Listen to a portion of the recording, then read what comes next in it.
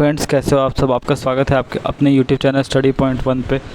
दोस्तों, आज मैं ज्योग्राफी का प्रैक्टिकल से रिलेटेड वीडियो लेके आया हूँ। ये जो ज्योग्राफी का प्रैक्टिकल है ये कोर पेपर 13 और 14 का है। देखिए, आप देख सकते हैं यहाँ पे लिखा हुआ है। दोस्तों, ये कोर पेपर 13 और 14 में है आपका environmental geography, regional planning and development.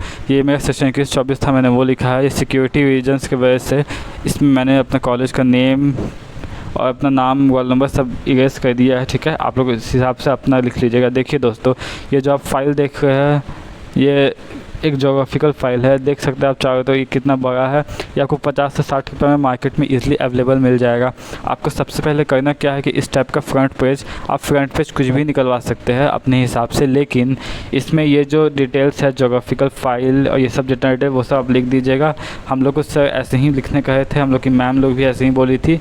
और ऐसे करने से आप लोग अपने टीचर से पूछ लीजिएगा। वैसे ऐसे भी आप कीजिएगा तो आपको मार्क्स मिलेंगे, क्योंकि इसमें फ्रंट पेज आपको सुंदर होना चाहिए। ठीक है, अट्रैक्टिव होना चाहिए।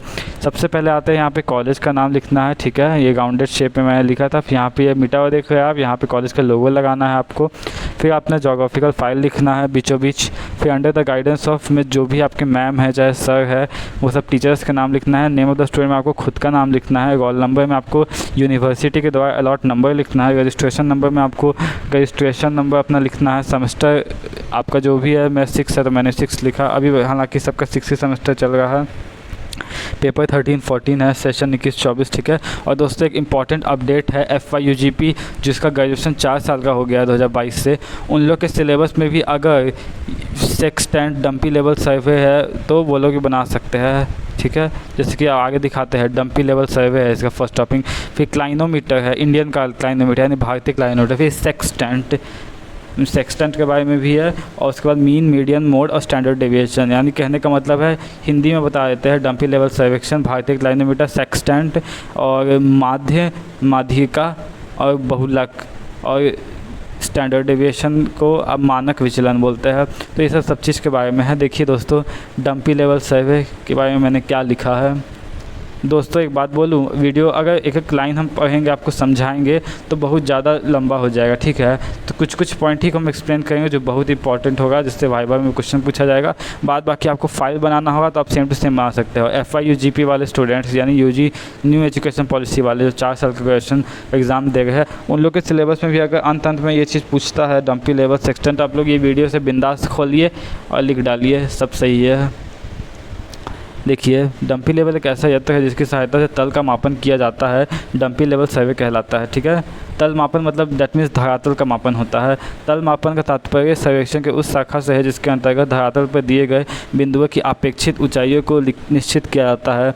तल मापन में स्वेच्छता अनुसार छांटी गई समतल सतह या अधरातल से लंबवत दूरी को मापा जाता है। ठीक है, तल मापन करने का उद्देश्य किसी दिए गए बिंदुओं के संदर्भ में अन्य बिंदुओं को एक समान अथवा भिन्न भिन्न ऊंचाइयों पर स्थापित करना होता है। तल मापन के लिए मूलतः 8 प्रकार के लेवल यंत्रों का प्रयोग किया जाता है, जिसमें से डंपी लेवल सर्वाधिक महत्वपूर्ण है। दोस्तों आप आराम से इसको छाप दीजिएगा, ये बिल्कुल सही आंसर है, बहुत सटीक है, उसको याद भी कर लीजिएगा। एक्सटर्नल क्वेश्चन पूछते हैं, अगर वहाँ एग्ज़ाम एक्सटर्नल के सामने जवाब अच्छा दीजिएगा नंबर अच्छा मिलेगा। डंपी लेवल का परिचय। डंपी लेवल एक स्थानीय प्रकाशीय लेवल उपकरण है जिसका उपयोग समान क्षैतिज तल दैट मीन्स ये बेस, ये एक लाइन है जो धरती का लाइन, उसको कहते हैं क्षैतिज तल में स्थित बिंदुओं को स्थापित करने या क्षैतिज तल में स्थित बिंदुओं को जांचने, यानी जांचने का भी काम होता है कि बिंदु ऊपर नीचे नहीं हुआ, आगे पीछे नहीं ना हो गया, ये थोड़ा सा लेफ़्ट राइट नहीं हो गया, तो वो सब गलतियां को भी देखने का काम आता है। डंपी का अर्थ होता है छोटा या नाटा। इससे डंपी लेवल इसलिए कहा जाता है क्योंकि यह वाई लेवल की अपेक्षा के छोटा होता है। Parts of a dumpy level के प्रमुख अंग। ठीक है, आप लोग इंग्लिश हिंदी इसी टाइप से दोनों मिक्स करके लिखिएगा ताकि एक्सटर्नल को लगे कि आप नॉलेजेबल हो। फर्स्ट में ट्राइपॉड स्टैंड, उसके बाद आधार प्लेट, बेस प्लेट, समतल अवयव, लेवलिंग हेड, समतल पेंच, लेवलिंग स्क्रूज, बॉडी क्लैंप, ये प्रिज्मेटिक कंपास क्लैंप, बाकी tangent, body tangent screws, telescope, level नालिकाएट, लेवल ट्यूब्स। ठीक है, अब ये सब जो भी मैंने पार्ट्स ऑफ डंपी लेवल यानी उसके अंक के बारे में लिखा, उसको मैंने एक्सप्लेन कर दिया है 1 2 3, आप लोग देख सकते हैं। देखिए दोस्तों, इसको हम एक्सप्लेन नहीं करेंगे, आप लोग पढ़ के इसको समझ जाइएगा क्योंकि ये इजी लैंग्वेज में लिखा हुआ है, बहुत हम सिंप्लीफाई करके लिखे हैं, और इसको कोशिश कीजिएगा याद कर लीजिएगा। वैसे इसको याद नहीं भी कीजिएगा चलेगा, लेकिन फाइल में लिखना है, लिखने से एक्सटर्नल पूरा चेक करता है आगे पीछे फाइल। अंत सेमेस्टर है, रिस्क मत लीजिएगा। देखिए समतल पेंच, फिर बॉडी क्लैम्प, फिर प्रिज्मेटिक कंपास, फिर कंपास क्लैम्प 7 हो गया। फिर 8 में बॉडी स्टैंडर्ड पेंच, दूरबीन, लेवल, नालिका है, सबके बारे में मैंने लिखा है। फिर parts of A dumpy level, देखिए दोस्तों यहाँ पे मैंने डायग्राम भी बनाया है आपके लिए। हम लोग ने डायग्राम, सर ने कहा था कि डायग्राम बनाने हम लोग को, इसलिए आप लोग भी डायग्राम बनाइएगा। डायग्राम एक्सटर्नल चेक करते हैं, ये एक्सटर्नल का साइन है, और वो लोग फाइल पर पलट के देख रहे थे डायग्राम, तो आप लोग डायग्राम ज़रूर से बनाइएगा। हम जानते हैं इसमें मेहनत लगेगा, लेकिन हाँ ये डायग्राम बनाने एक अगर आप बैठिएगा तो आपको 10-15 मिनट के अंदर एक डायग्राम बन जाएगा। स्केल से माप के बनाइएगा, लाइन टेक हमें नहीं होना चाहिए। और जो भी डायग्रामेटिक जो भी नाम लिखे हैं पार्ट्स का, जैसे कि आप देख सकते हो, सब बनाइएगा। स्क्रीनशॉट ले लीजिए, ठीक है। आगे बढ़ते हैं। और दोस्तों वीडियो अगर फास्ट लगे तो आप लोग स्लो करके देखिएगा। तल मापन की विधियाँ, अब इसमें विधियाँ भी है। डंपी लेवल द्वारा तल मापन करेंगे 4 विधि होती है। साधारण तल मापन, विभेदी तल मापन, परिच्छेदिका तल मापन, व्युत्क्रम तल मापन, ठीक है। सिंपल लेवलिंग, इसमें इसके बारे में आप लोग ये सब लिख लीजिएगा, ठीक है, और इसको पढ़ लीजिएगा। नेक्स्ट आगे बढ़ रहे हैं, ये भी साधारण मापन का है। और उसके बाद साधारण तल मापन का ये डायग्राम है। डायग्राम बनाना दोस्तों भूलना मत, डायग्राम बना के जाना, मार्क्स मिलेंगे, बार बार कह रहा हूँ, ठीक है। आगे है विभेदी तल मापन, परिच्छेदिका उसके आगे पढ़ेंगे। विभेदी तल मापन है डिफरेंशियल लेवलिंग, इसको देखना। यहाँ पे इसके बारे में जो भी डिटेल है सब लिखा हुआ है, आप स्क्रीनशॉट लेके पढ़ लीजिए, फिर इसको लिख भी लीजिए, ठीक है। फाइल में हूबहू लिखिएगा, सब कुछ सही लिखा हुआ है एग्जैक्ट मेजरमेंट के साथ। ये भी उसी का हिस्सा है, थोड़ा सा बाकी था। और देखिए विभेदी तल मापन का डायग्राम, ये डायग्राम भी आपको बनाना है, सेम टू सेम डायग्राम बनाइएगा, ठीक है। और ये चारों तरफ से बॉर्डर दे दीजिएगा जैसे मैंने दिया है। फिर प्रोफाइल लेवलिंग, परिच्छेदिका या प्रोफाइल तल मापन, ये भी एक इम्पॉर्टेंट है, इससे क्वेश्चन पूछ सकते हैं। इसको थोड़ा बढ़िया से देख लीजिएगा, इसको लिख लीजिएगा, पढ़ लीजिएगा बढ़िया से। फिर व्युत्क्रम तल मापन, या इसका बेसिकली जल में उपयोग होता है, जहाँ पे हम लोग डंपी लेवल नहीं बैठा पाते हैं। जैसे पानी के अंदर आप डंपी लेवल नहीं ना करने जाइएगा, तो उस केस में रेसिप्रोकल तल मापन किया जाता है, ठीक है। व्युत्क्रम तल मापन, रेसिप्रोकल लेवलिंग, आप लोग इसको देखिए, स्क्रीनशॉट लीजिए, लिखिए, ठीक है। स्क्रीनशॉट खींच लीजिए, खींचते जाइए, प्रैक्टिकल फाइल बनाने में आराम होगा, क्योंकि टाइम ज़्यादा नहीं है, अब प्रैक्टिकल चल ही रहा है सबका, फटाक से बना लीजिएगा। देखिए ये भी है, इसको भी स्क्रीनशॉट ले लीजिए, हम थोड़ा देर रुके हुए हैं, और पढ़ लीजिएगा, सब कुछ याद कर लीजिए, आपके लिए बेनिफिशियल होगा। देखिए व्युत्क्रम तल मापन, ये रिवर का है, और ये सब लंबाई ऊंचाई है, ये सब सेम डायग्राम बना दीजिएगा। इसके बारे में टीचर मेरे से पूछे थे एक्सटर्नल, व्युत्क्रम तल मापन है क्या होता है, तो मैंने तो साफ बोल दिया पहले कि इसको सर इंग्लिश में रेसिप्रोकल लेवलिंग कहते हैं। उसके बाद मैंने ये बोला कि सर रिवर के अंदर तो हम लोग डंपी लेवल लेके जाएंगे नहीं, तो फिर उस केस में यहाँ पे व्युत्क्रम तल मापन का उपयोग किया जाता है। तो सर ने मुझे वेरी गुड कहा था। तो आप लोग भी छोटे चीज़ पर अच्छा से ध्यान दीजिए। अब आते हैं भारतीय क्लाइनोमीटर। डंपी लेवल सर्वे अब ख़त्म हो चुका है, भारतीय क्लाइनोमीटर पे आते हैं। इस क्लाइनोमीटर का आविष्कार भारतीय सर्वेक्षण विभाग ने किया था, इससे भारतीय क्लाइनोमीटर नाम दिया गया है। अपेक्षाकृत दूर स्थित बिंदुओं की ऊंचाइयाँ ज्ञात करने के लिए यह यंत्र बहुत उपयोगी है।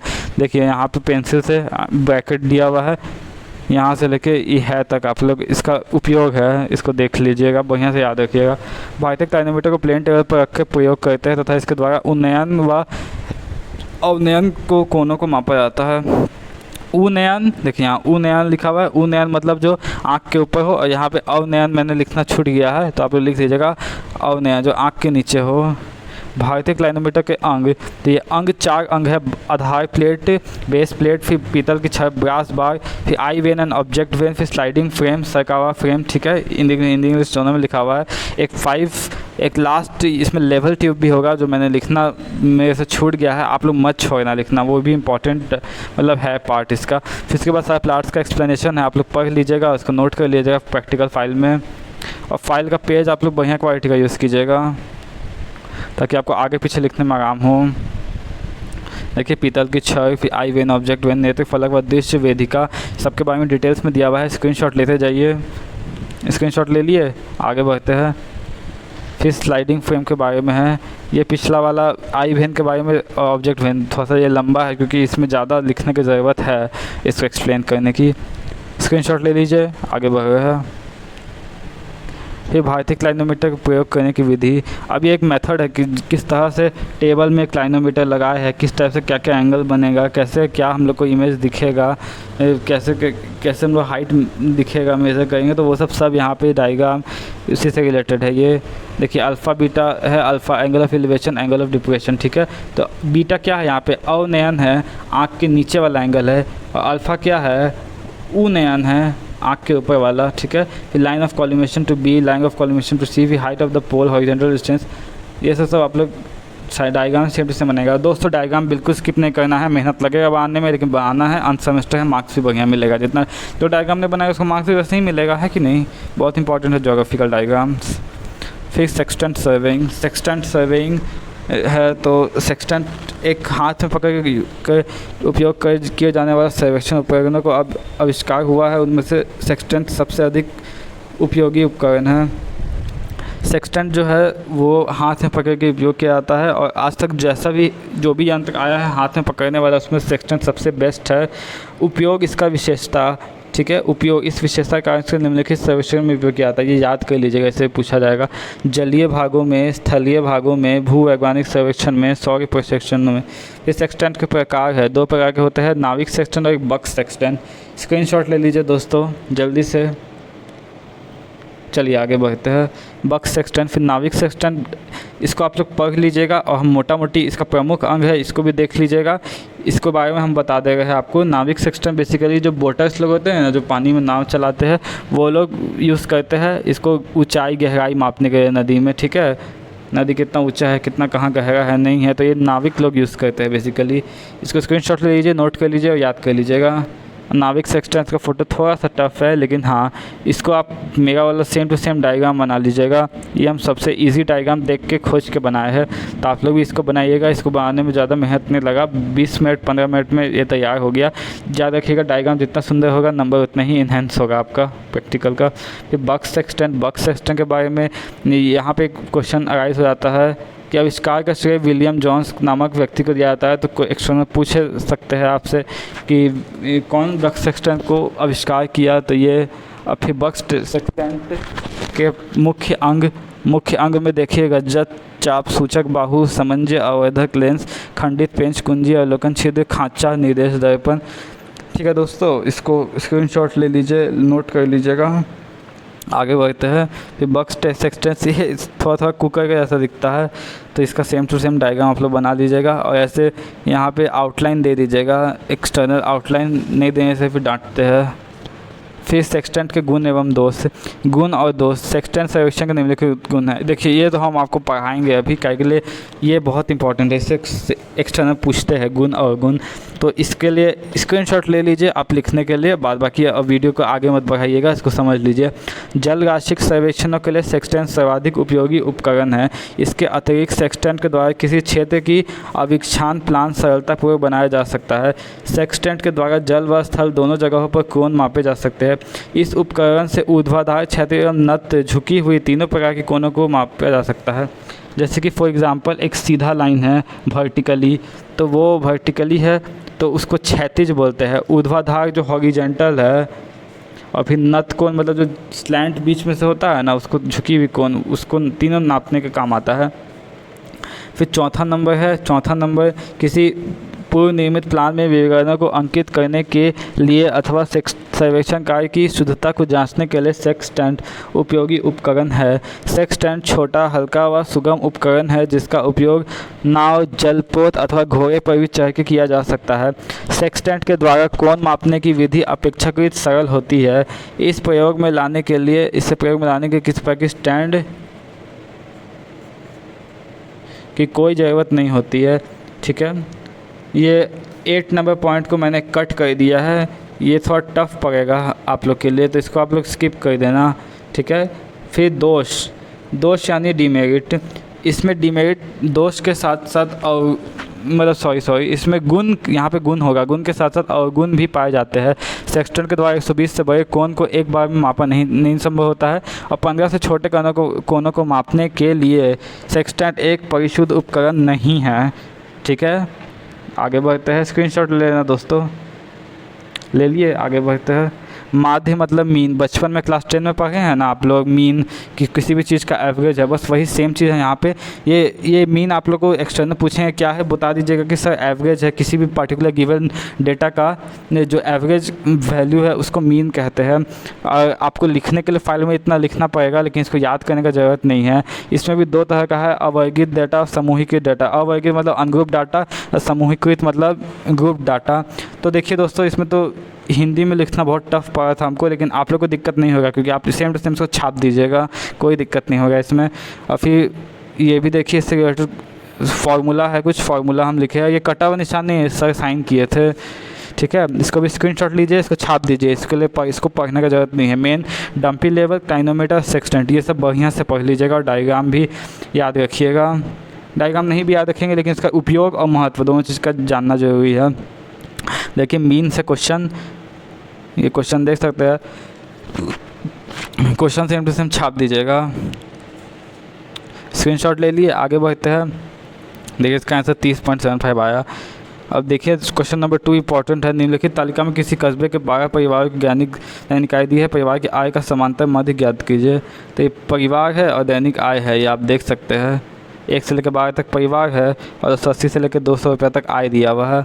ठीक है, हम लोग इसको सॉल्व करते हैं। देखिए इस टाइप का टेबल बनाना है। पहले n का वैल्यू, परिवार का संख्या 12 है और टोटल दैनिक आय को जोड़ दिया 982 है, तो 982 को 12 से डिवाइड करें तो 165 रुपया आया, तो प्रतिदिन का एवरेज इनकम यानी औसत आय है। ठीक है, ऐसे ही मीडियन में भी कुछ नहीं करना है, चुपचाप छाप देना है इसको।